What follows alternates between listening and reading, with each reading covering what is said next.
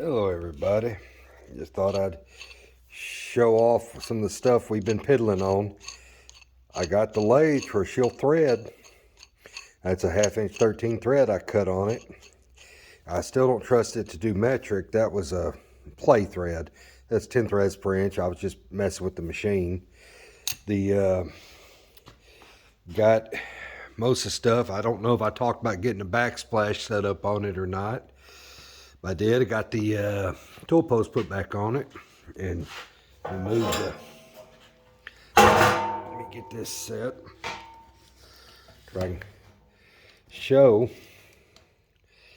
Well, I think that'll stay. I got a lot of my tools. This is the spare tool holder. I haven't figured out what I'm going to do with it yet. But I have gotten all my other tools set. A chamfering tool for chamfering. My turning tool that I'm going to primarily use for OD turning. I've got a threading tool, which I've never really used the lay down style threading tools before. Well, it just is not going to focus for me. I never said I was a cinematographer. I did find in that stuff that came with the machine a parting tool. And I have had some fun playing with that, because just by eye, using a scale, I measured this little piece of pipe and parted it off. I'm within about 5 thousandths of being exactly 1 inch. So I was pretty proud of that. But probably the most big thing is that here, since I started doing all this, there has been a machine sitting right here. But that machine is no longer sitting there, because we finally got it moved where it's going to live over here. So we got it set up over here. We just have temporary wiring to it. But Dad and I did some work on it earlier, but we got her all set up, ready to go. So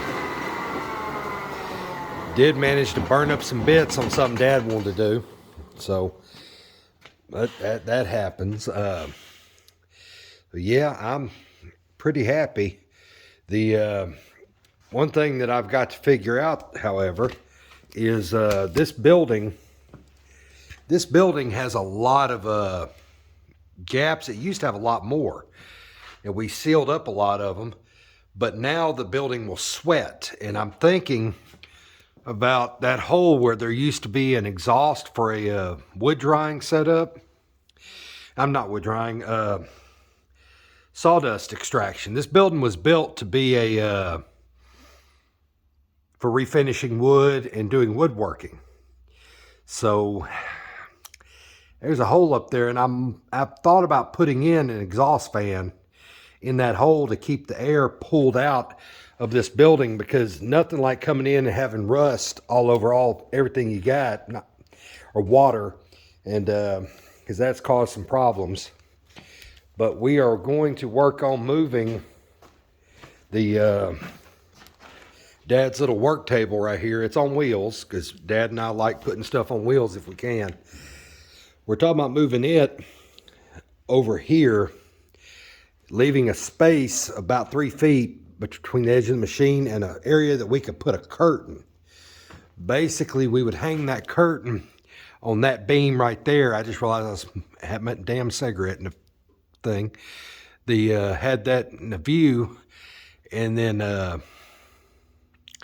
that would let us move that curtain back and forth whenever he's grinding or welding or anything like that, to keep the grit off the machinery. So yeah, but we've got to do something about that condensation, because down here is my mill tooling, and it's still in the box. I just hadn't had a chance to set up. It's all surface rusted because of the condensation. We pulled the porta-power out to try to do something with it, and it's out of hydraulic fluid, and we don't have any here, and I just realized I forgot to grab some while I was in town. So I'm just as terrible as Dad is, except for he's got an excuse. He's 85. So yeah, he and move the lathe out of the way, do something back there. He's working on himself a nice little shelf. That's what this rig is right here with those 3 holes and all that stuff is. He's going to have all his tools for his machine, the small lathe that I guess he's claimed. He's going to have it all to where it's all just right here on a rack, to where he can reach out and get something if he needs it. It's just all right there. And I'm planning on doing something similar. Well, you know, it'd be helpful if I quit knocking stuff over. You know, well, now that's no good. I'll have to clean that up here in a minute. You know, somebody left some oil in a bucket. So, yeah, I figured out we can get the machine to a point that we can walk around it, because I have to be able to get to this point of the machine to get in here where the belts are. Well, it won't let me. Yeah, there's the light, because that's the drive belt that runs the machine right there. But I have to be able to get to the other side to pick the motor up. Be able to change the position on the pulleys here. So, yeah. And I don't remember what the other thing I was going to show y'all was. Move that out of the way. Go ahead and open the thing back up.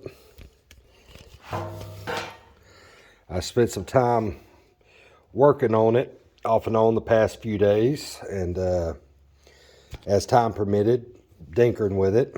I've got a very valuable addition to any lathe set up.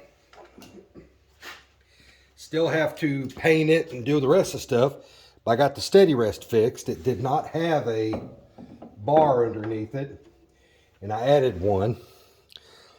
So, and now I just got to figure out where I put the wrench for it. So now, set up, tighten, suck that up. Now I've got a steady rest, so that I can put whatever in here. I can put longer stock. So, yeah, now I got to dig the follow rest out and start working on it. So, alrighty, well, I don't know of anything new or anything beyond what I've just talked about. I guess once we get the toolbox, once we figure out what we're going to put beside the machine here, I'll update then. Right now, I've got a dang oily mess to clean up because, like I said, Dad decided to set a bucket with oil in it on top of those. And I caught it with my leg walking by. So, I got a mess to clean up. So, that's what I'm fixing to do. Well, thanks for watching.